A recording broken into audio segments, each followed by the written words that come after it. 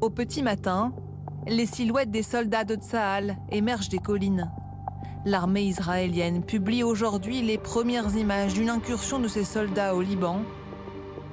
Une posture conquérante au lendemain d'une nuit d'angoisse pour l'État hébreu. Il est un peu moins de 19h et les sirènes résonnent. La panique gagne les rues de Tel Aviv. Le ciel d'Israël est constellé de flammes. L'Iran vient de lancer 200 missiles sur l'État hébreu, dont certains hypersoniques, une première. Le dôme de fer entre immédiatement en action. De très nombreuses fusées sont neutralisées par la défense israélienne.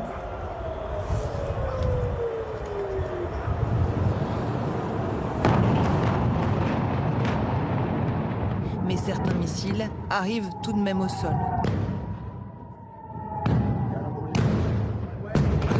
Ici, l'un d'entre eux explose derrière un centre commercial de la ville de Ramat Gan à l'est de Tel Aviv. Bilan de ces frappes selon Israël, un mort en Cisjordanie et 2 blessés.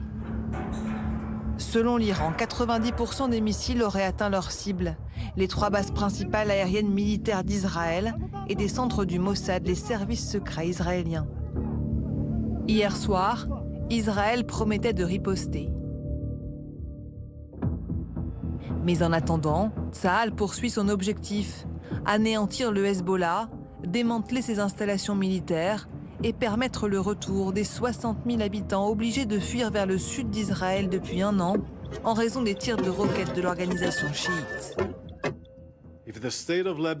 Si l'État libanais et le monde ne parviennent pas à repousser le Hezbollah loin de notre frontière, nous n'avons d'autre choix que de le faire nous-mêmes. Depuis plusieurs mois, Tsahal a pour objectif d'anéantir le Hezbollah.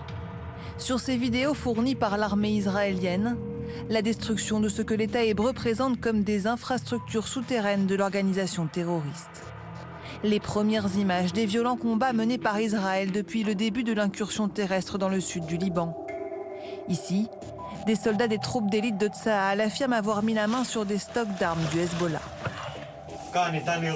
Vous pouvez voir dans cette pièce 2 missiles Cornet. Là, dans ce tonneau, une caisse de RPG-29. Des opérations au sol qui ont en fait débuté il y a plusieurs mois. Dans le viseur de Tsahal, la force Radwan, l'unité d'élite du Hezbollah, l'armée israélienne affirme avoir mis au jour plus de 100 tunnels utilisés par l'organisation chiite.